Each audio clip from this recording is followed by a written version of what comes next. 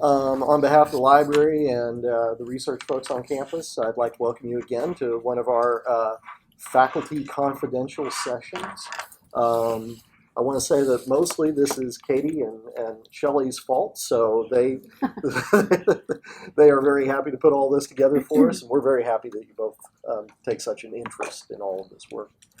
I'm Stewart. I'm just going to run the show. I'm not actually participating today, which is probably a good thing. We've got Diane Horm, Brenda Lloyd-Jones, and Mike Miller, and they are going to be talking about getting started in publishing.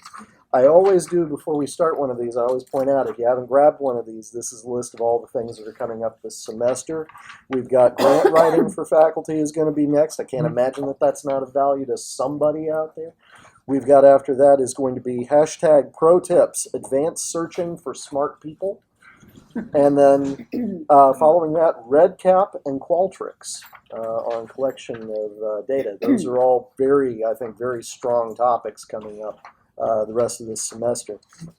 We'll nearly be done with our writing group schedule. We're hitting the tail end of this. Got 4 more sessions of the writing group we'll be meeting this year. And then lastly, Scholar Squad, which is brand new. And I didn't know if, Katie, if you wanted to tell everybody what Scholar Squad is. This very first ever on this campus, we've created a new group, almost like a club, if you will, of anyone interested in research, students, faculty, and staff, to get together and talk.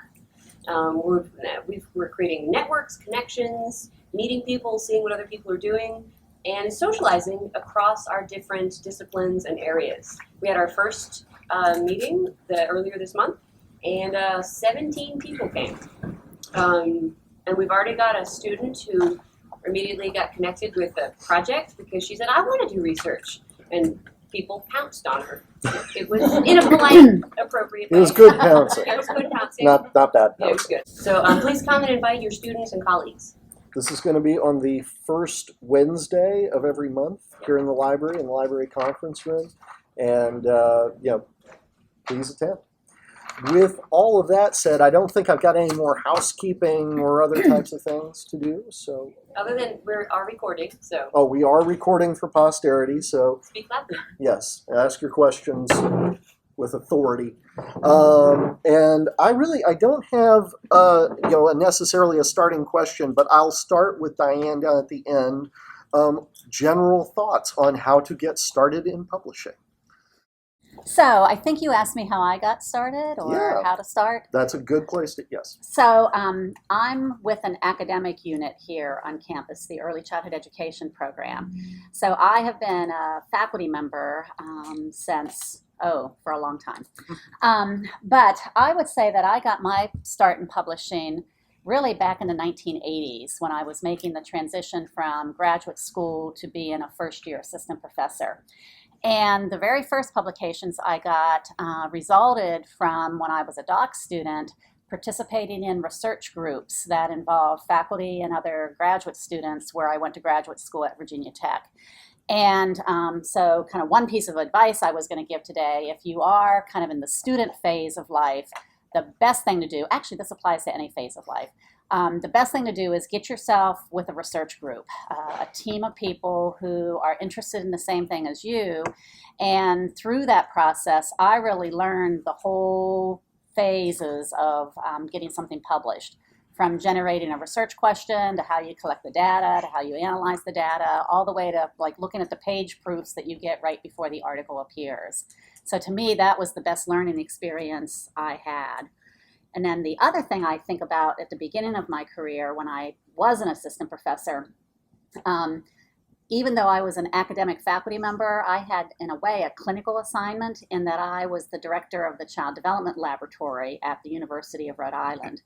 And like all clinical appointments, that has the threat of drawing you away from your research. And I think what I challenged myself to really think about is how I could integrate my research program with that clinical responsibility, how I could blend those two things and make that experience of directing a child development lab on a university campus something I could publish and write about. And in essence, kind of the threads of research I've developed over time still involve kind of practical training of early childhood educators, which really stems back to really thinking hard about how I could use my clinical assignment to inform my writing. And then I'll talk more later about how I had like this, what I thought was a great dissertation that everybody should be interested in. But when I tried to shop it around to funders, I wrote a lot of unsuccessful grant proposals on my topic, which was children's play.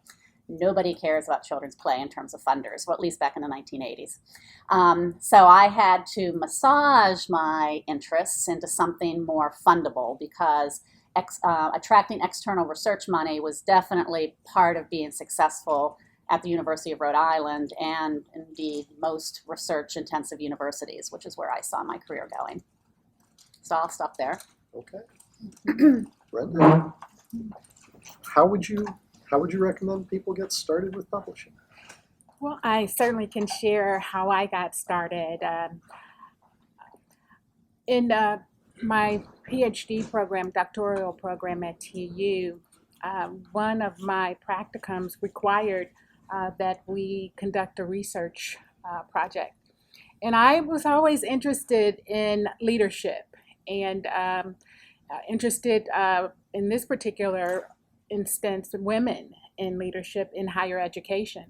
And so I held a focus group and was through that experience got names of high-ranking women throughout the higher education system throughout the U.S. And I ended up getting some interesting findings and some recurring themes. And one theme that really sort of got me rolling and wanting to actually write after collecting the data was this notion of a recurring theme that I heard.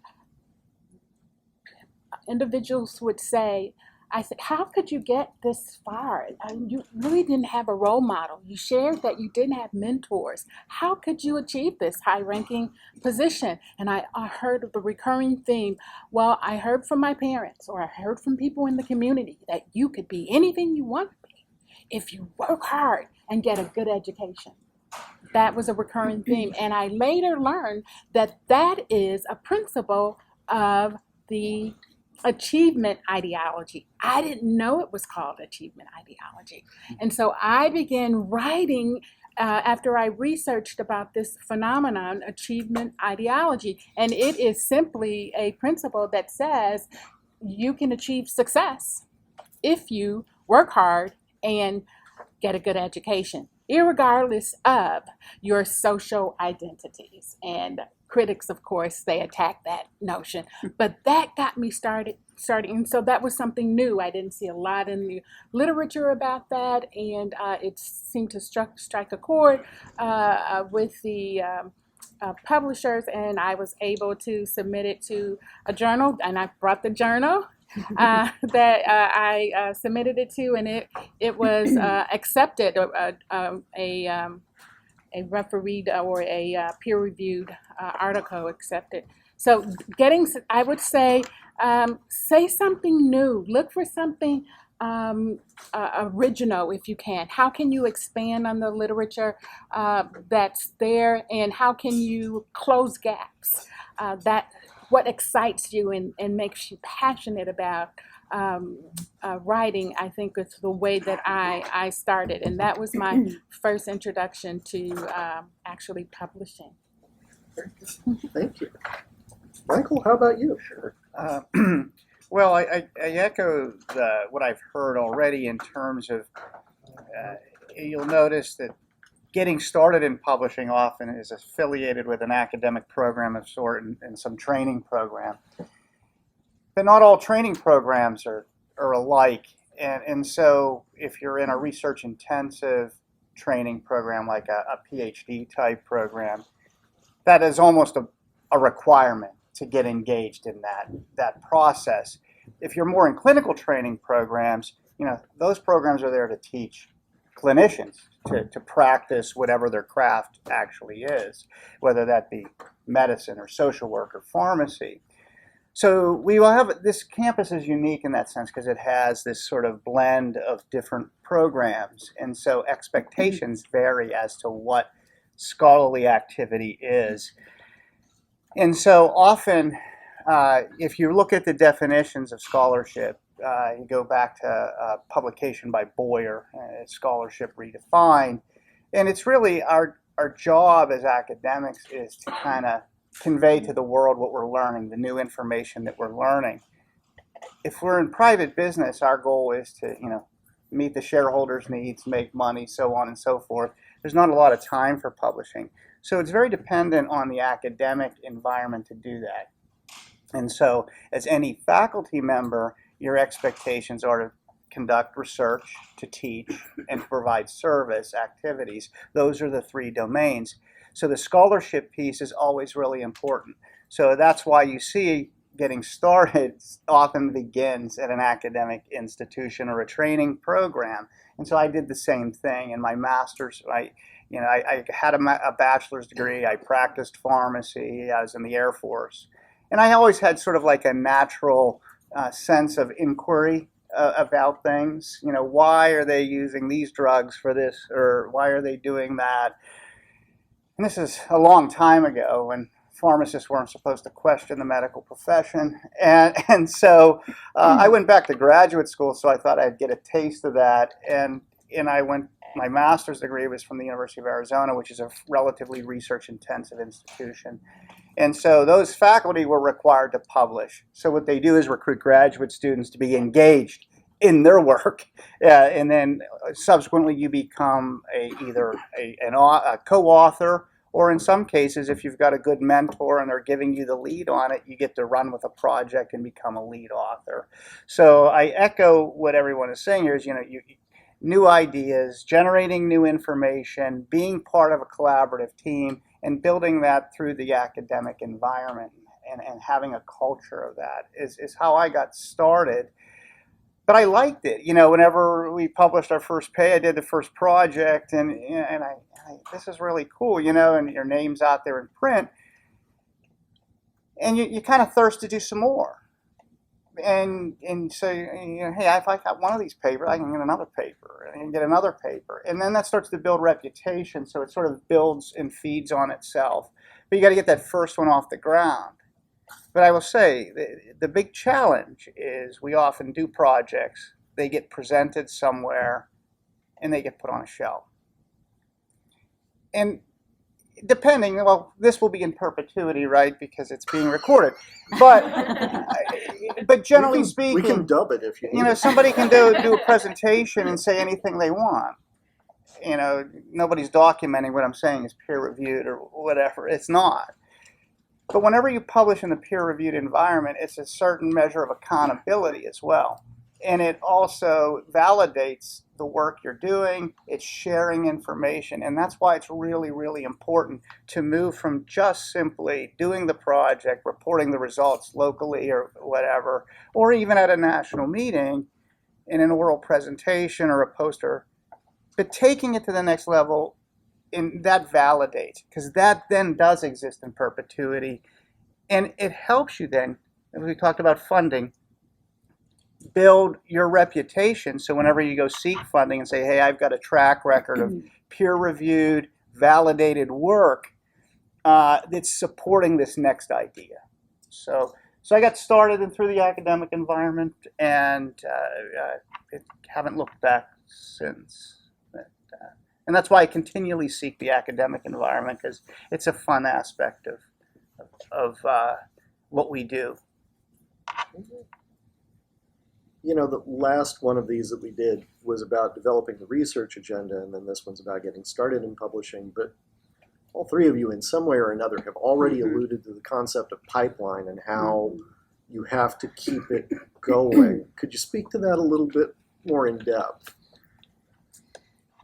Well, actually, I thought about that in preparing for today because I attended the last one and listened to what the panelists said.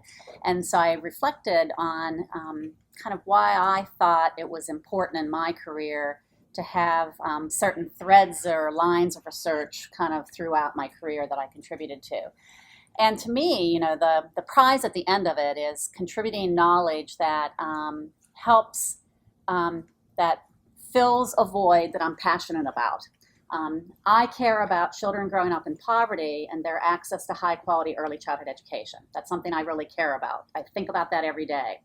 So to me, I want to do research that contributes to that in some way. And that can be through teacher preparation of teachers to go into those environments, through how the centers are built and run, a whole variety of things can come from that. So if that's my goal, I want all of my work to be kind of funneled in that way to contribute the next new idea, to publish it in a paper to get my peers to critique it that makes the field think about, well, what's next? What can we do better? How to improve it?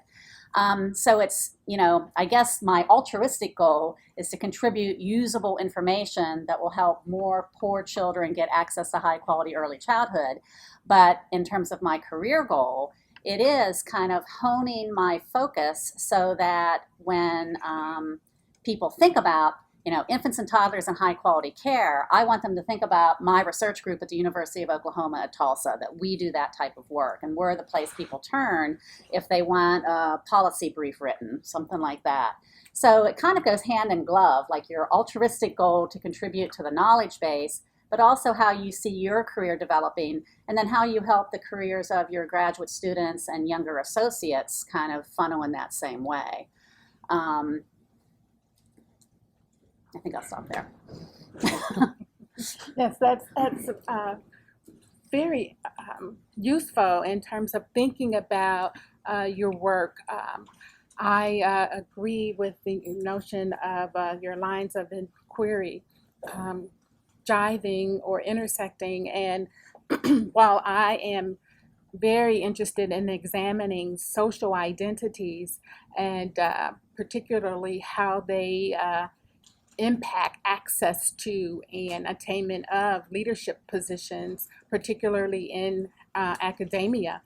And so I think about ways in which I can begin building that narrative. I look at it as when I'm writing and telling a story regarding my particular area of interest, and the various avenues I can submit that story.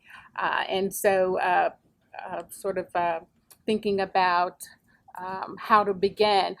There are various ways of building or filling the arsenal or pipeline, and one particular way is through a book review. You don't have to take on a huge article or chapter. You can read a book and critique it. And journals are always looking for your book, for a book review. And that's a way to get your name out there, get certainly included as a publication, and learn from the book that you've read. And typically it's a book, hopefully, that you might use in your successive research and publishing avenues. Also, I brought another way of course, articles, peer-reviewed articles are always appropriate. Book reviews, and I brought a book in which I am a co-editor. And this is another way to become published. You can have a topic. This is Women of Color in Higher Education, Changing Directions and New Perspectives. Well, this is 2 volumes. I just bought the first volume, but we have 2 volumes. And I didn't want to write the entire book.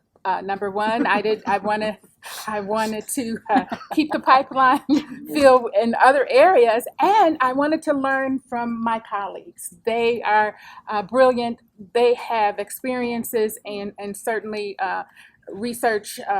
They have conducted research and can contribute. So they contributed to this book, and part of it was my co-editor and I were reading and editing quite a few chapters. And so we have a total of 17 chapters collectively. And that's another way. I learned an incredible amount in terms of editing, what was also in other people's areas and fields. As they talked about this issue of higher education and social identity. And then I contributed a chapter to this edited book. So you can contribute a chapter to a existing writing project. So there are multiple ways of immersing yourself and jumping off the cliff and growing wings as you Plummet to earth. So I think the variety and array of avenues to publish is attractive as well. Well, I'd like to interject a story. I've been in the pharmacy profession nearly 30 years, and it's evolved considerably from whenever I started. We didn't even have computers when I started, and so we were using typewriters, and I always hated typing labels that way because I'd hit 2 keys at once. I'd almost be done with the label, and and then I got to start over, and so and I'm going to tie this to sort of the academic model. Well, when you think about pharmacy back in the day, and Seinfeld actually had a reference to this spot. These people that take pills from the big bottle and put them in the small bottle, and so what does that take? What kind of skill does that take? And so as we've transitioned our profession, our profession has gone from a product-oriented profession to an information science, essentially. And Stewart kind of calls me a closet librarian. Nothing closet about it.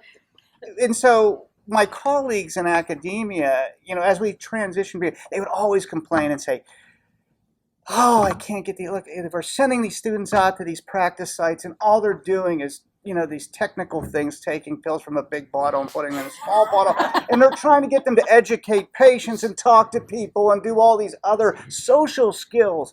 And how do we do that?" But then I looked at them and their teaching, and they would say they would go get the big Goodman and Gilman text on pharmacology and therapeutics, and they would summarize information, put it on their PowerPoint slides to teach the students.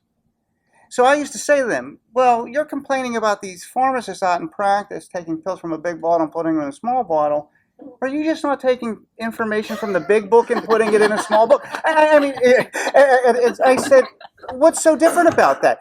And so, are you generating new knowledge? And that's the point of this, is to generate new information, to convey information, to disseminate information. But to answer the question, though, so passion, I think, is critically important. So people think of me as a pharmacy person, and that's how I got my start. But my doctoral degree is more in community and behavioral health sciences, and there's a huge social component to that. And when I was doing my doctoral work, I used to ride the bus every day in Pittsburgh, and I have to take 2 buses, or a subway and a bus, and light rail and a bus. And I'd read the newspaper. And I was the caretaker for my elderly parents at the time. And my dad had a 6th grade education, and my mom not much more. And that was the reason I gave up my profession in pharmacy and went back to take care of them. And I navigated him, and my dad was the most compliant guy on the planet. He was very ill. He had class 4 heart failure, but he was the most compliant guy if people would convey the right information to him. And, he went to the University of Pittsburgh Medical Center, which is this huge, world-renowned medical center, very difficult to navigate. I mean, it's complex. So he had to have a caretaker. So I'd be riding the bus to so while I was there taking care of them, I went to graduate school to finish my doctoral work. I'd be reading the paper, and so the results of the first National Adult Literacy Survey came out, and that survey was done like in the early 90s. studies, and it took them so long to analyze the data. It was like the late 90s, early 2000s when the first data were coming out. And they're talking about your ability to read, comprehend, and act on information to sort of achieve your potential in life. And I'm reading this stuff. These results are coming out in the lay press, in the newspaper. And I'm like, this is exactly, this is the act of taking a prescription, reading, comprehending, and acting on your prescription or your health instructions. And this is fast. And I'm looking for a dissertation, so I could finish this degree. And I'm like, hey, this really applies. And so I got into this area called health literacy early on. And I knocked on people's doors, and nobody really gave a rip. Like, what is this guy talking about? Here I am at this really very, very high-end academic institution at the University of Pittsburgh, pounding on doors, and nobody wanted to listen to what I was talking about. And now we got Institute of Medicine reports on health literacy, because people were disseminating information, okay? So I developed a passion at that time, and I decided I'm going to take this health literacy passion that I learned as a caretaker for my parents, and I'm going to apply this to my life's work, and this is how I'm going to honor my parents in this way. And so I've taken that and applied it to my profession and the world around me from a safety standpoint, a treatment standpoint. But the core thesis has to do with health literacy and your ability to read, comprehend, and act. So when we study it, we design interventions, we think in those terms. And so it's passion about something, because you don't want to study something for 30 years that you just hate. It's terrible. I mean, Right, you wouldn't want to get out of bed in the working in a morning. salt mine, so you got to do something you're passionate about, and then you're enthusiastic about sharing that information. I'm going to switch gears a little bit, and then we'll have time for everybody to start asking questions, because I can see that they're starting to get to the point where it's like, I got to ask a question. I can always think, you were telling a story, I can always think of at least one good story of something that I submitted for publication, that I had it in my head. This is slam dunk. I am absolutely going to get this manuscript out there in some form or another. And for whatever reason, that one manuscript became like the hangnail for my next 6 months, year, trying to find a home for something that I really thought was good. I'm seeing nodding from you. Can you guys relate a story of where, that should have been easy, and what it took to get something published that you knew had a home out there somewhere? I have a story like that. Okay. Again, back in the 80s when I was making the transition from graduate school to assistant professorhood, prior to going back to get my PhD, I was a school psychologist in the most southern county in West Virginia. And I was a practicing school psychologist. I spent a lot of time testing children, putting them into special ed placements. It seemed to me that was like being a little rat on a wheel cage, that like nothing was going to change. So it seemed like I needed to be doing something different. The field needed to be doing something different. So anyways, I decided to go back and get my graduate degree in early childhood education, because I was convinced waiting until ages 5 or 6 was too late. We needed to start earlier with kids. So I came to graduate school in child development with this kind of background in school psychology. So I was one of the few people that kind of understood reliability and validity and test construction in the child development field. So it was kind of this unique skill set that I brought to the table. And the early childhood field was starting to have a lot of battles about testing young children. So I thought, I have this kind of unique set of skills that I can contribute. So I wrote this paper. I remember I wrote it kind of like a mad scientist. I went into my office like on a Friday afternoon, and I just wrote and wrote and wrote and wrote, and it was done Saturday. Sunday I edited it and I sent it off. Probably not the best model to write anything, is one thing. But I waited for the reviews to come back. The reviews came back, and one review was 1 line long, and it said, "What does testing have to do with teaching?" And I thought, okay. So I put it in a drawer, and I tried not to think about it. That was really my first flat out rejection experience. And those are hard, particularly at first. So that thing kept festering, and I was invited to do a lot of presentations on the topic, but it was like the publication just wouldn't work. And I couldn't really think of a good venue to send the publication to. That's the other kind of thing you need to think hard about, is what is a good venue for this particular piece of work? And librarians can help a lot with that. Well, anyways, so that was back in, I want to say, 1988, 89 timeframe. And then just recently, I got invited to write Encyclopedia entries for the Encyclopedia of Early Childhood Education. And I was asked to write about reliability, validity, and test construction. So I pulled that old paper out, which was typed, and mimeographed, I think, was when I handed it out at a conference thing. I looked at that. Of course, some of the information was still relevant. I had to certainly update it. But that's my story of persistence. 30 years later, I got most of that paper published. That is excellent. That's a good story. Blow the dust off of it Yeah. and send it right on in. That's great. A couple of years ago, a colleague and I co-wrote a article on alternative perspectives of leadership and non-traditional leadership styles. And we thought, oh, this is really filled with new information. And we generated additional thought, and we've deepened the understanding of leadership as it is traditionally known. And we sent out the paper, and it came back with multiple, well, was rejected, but there was an area that said if you did X, Y, and Z, then you could resend it, but it was not guaranteed that they would accept it even then. And it was last year that there was a special issue in another journal. We didn't resend it to the same journal, but we used the information that we got from the reviewers, and we, in places where we thought it was relevant, we applied the suggestions and certainly adhered to some of the recommendations. I will state that we did not take every recommendation from the reviewer, because we would say things, oh, I think they misunderstood us.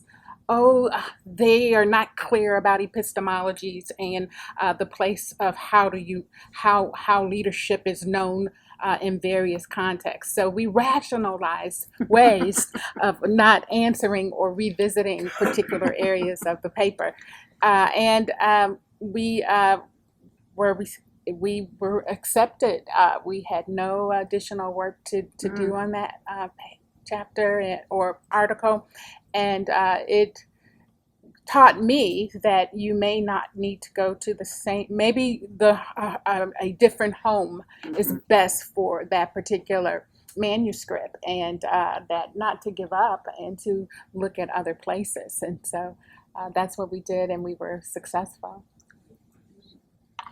Well, one of the key things I think you have to keep in mind is there's so many journals and outlets out there in the peer-reviewed, and I'll say peer-reviewed environment. I wouldn't suggest going outside. You know, if you really want credited, you got to go through the peer-reviewed environment. So make sure of that.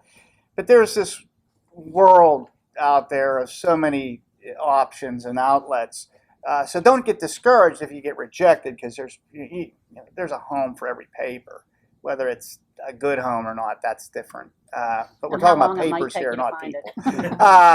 And so, but it's a lesson in persistence. So I had a master's student here in the College of Pharmacy. Michael Schmidt is his name, and ironically, he was from an adjacent neighborhood of mine back in Pittsburgh. Okay, so him and I hit it off. When I came here, he was already here, and he had a different advisor, and then he jumped that advisor and picked me because they just didn't have a connection, and we started working together and I have a a working relationship with the University of Alabama at Birmingham, and so I had a lot of data available and such, and so I said, here's some opportunities for publishing. And so here in a master's program, we published like 5 papers, him and I, and that's really unheard of in a master's program.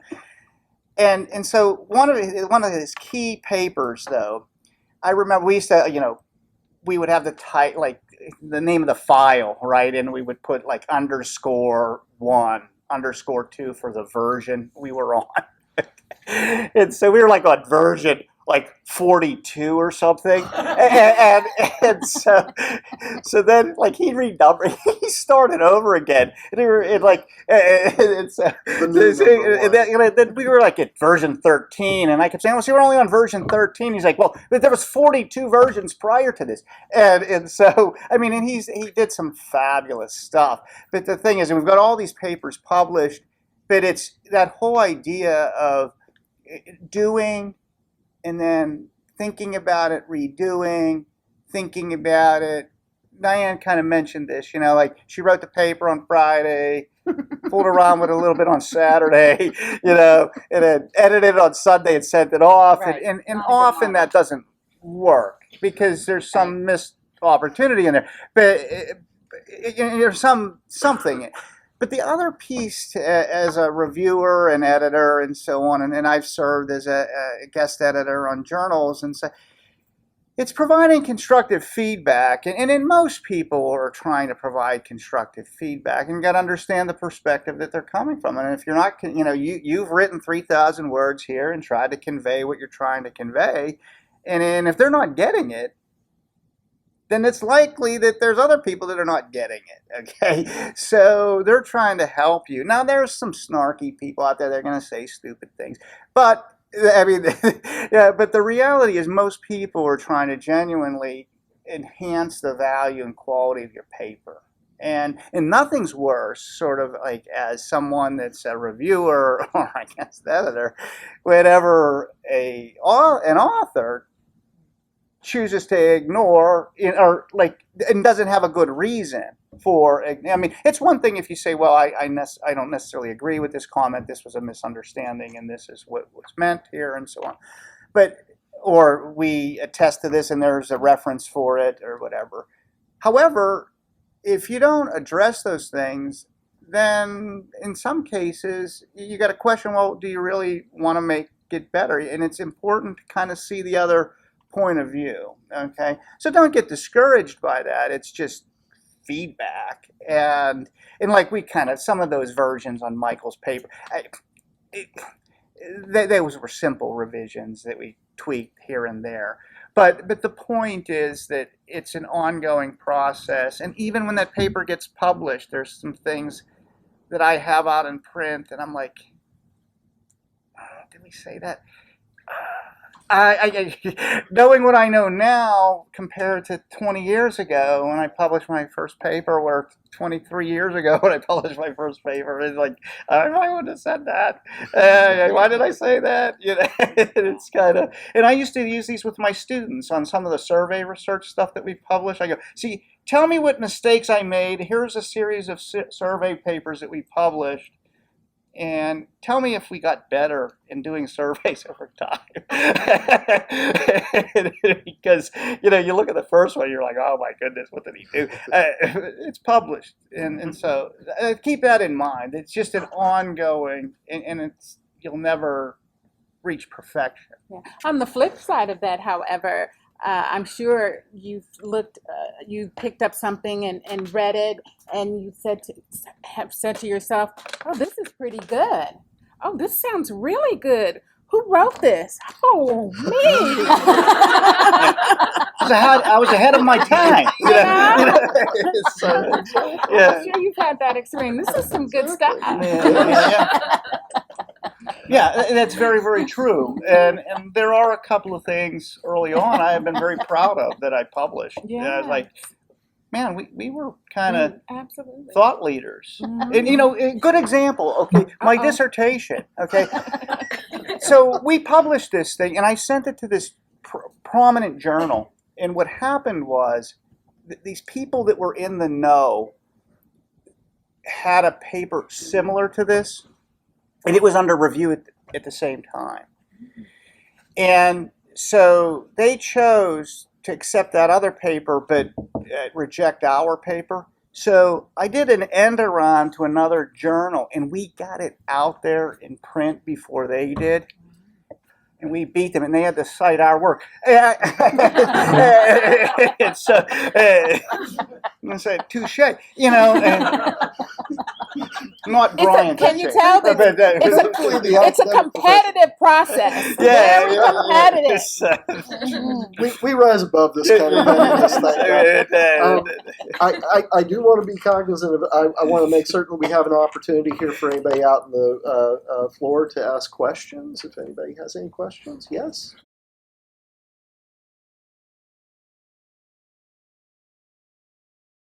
Yeah, I've had the opportunity recently to write a couple of invited book chapters where I then invited co-authors to join me, and we've used this kind of 3 times now with great success. So we have a phone call, we make an outline, we agree on the outline, we assign, like, Diane, you're going to do this section, Brenda, you're going to do this section, Michael, you're going to do this section. Deadline for first drafts is this. Send it all to me. I'll paste it together, send it out. Everybody's going to review it and get it back by this deadline. So to do kind of that through 2 iterations of reviews, incorporate all the feedback, send it out again, incorporate all the feedback, send it out again. And then what we chose to do with these book chapters, we called up friends in the field who know the area and got them to read it and give us feedback that we then incorporated it before sending it in. So that was a process that, it was clear what you were supposed to do. It was clear what roles were. The timelines were clear. Luckily for me, these authors, co-authors, all kind of adhere to the timeline, because something that's very frustrating is to have co-authors that don't adhere to a timeline. So that process really worked well for me. And I will say in my own writing, I got to be a better writer by working with a co-author who actually in her first life was a high school English teacher, and then she came back and became an early childhood educator. So co-writing with her, I really became a stronger writer and a more confident writer. So it's kind of confidence, and then having a structure, I think, helps me a lot. Mm-hmm. There's a couple of techniques that I'd like to share. This summer, I actually practiced dedicating an hour every day except Sunday. Well, either Saturday or Sunday. I had one day off. And if I got to 5, and I wanted to reach the goal of 500 words. And there were times when I would experience writer's block. And what else can I write? What other can I write?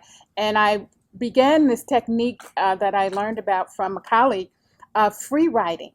And that's when you go to a blank page on the computer and just write what comes to you. And typically mine was related to my work, but it was, or sometimes it wasn't. Sometimes I was just writing, I feel stressed, I have a deadline, why can't I get this out? I pumped out an email earlier that was a page long, had no problems with it, why am I having problems with this? And I do that for a couple of minutes. I set the timer for a couple of minutes, and then I go back and I was able to write again. And then the third piece, dedicating time, practicing free writing, and the third piece, not editing as I wrote. That was a very difficult piece for me because every paragraph I want to be nearly perfect. And that would hold me up. That would really decrease my productivity in terms of number of words and pages. And so I said, you can always go back. I tell myself, I coach myself, I mentor myself. You can always go back and edit later. If I couldn't think of the idea, but another word for elephant, I just say large animal, long nose, parentheses. And I keep going because the goal is to continue writing. So those were 3 techniques that I actually practice, and I think did me well. I was sharing with Diane, I wanted to get 2 manuscripts out this summer, but I got 1 manuscript and halfway done with a chapter, 1 article and halfway done with a chapter. So Brenda, on the free writing, there is a structured exercise that I've always loved, and I try to tell people about it. It's silly, but it breaks writer's block for me every single time, which is to imagine that you have just gotten an email back from someone who has read your completed work and loved it. And you're writing back to them to tell them thanks for the thing that they like, which was your favorite part of whatever it is that you're about to write. And just going through the 200 words, knock out 200 words of a thank you email to an imaginary, compliment that you receive. It is amazing. A lot of the work that we've done, especially like the work with UAB, it involves a lot of collaborators.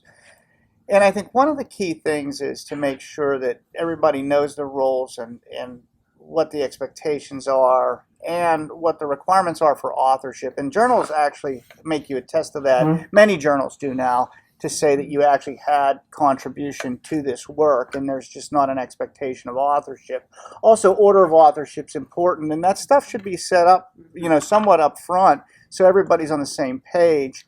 Now, I'll give you a contrasting approach that, say, Diane used, because and we've used that approach, but you have to have somebody that can really kind of piece everything together, because everybody has a slightly different writing style. Another strategy that we have, the person that's the lead author takes and scratches out the first draft of the paper and then solicits feedback and input and direction to kind of build that paper. So that's another strategy, that somebody takes a lead and then the rest of the team jumps in and adds their expertise throughout the process. So that's another thing to consider.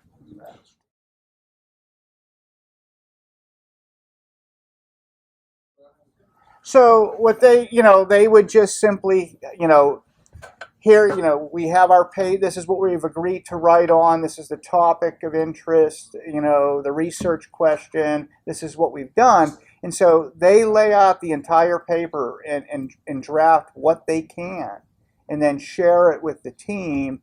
And then the rest of the team, who's going to be part of that authorship that was part of that research, begins to add in and contribute. Now, the other thing that I would do that in a sort of a phased approach, where you have one person creates the initial draft, and then shares it with a couple of people. Because whenever you have 6 authors and everybody edits it at the same time, you're like, Joe said this, Bill said this, Sally said this, are you?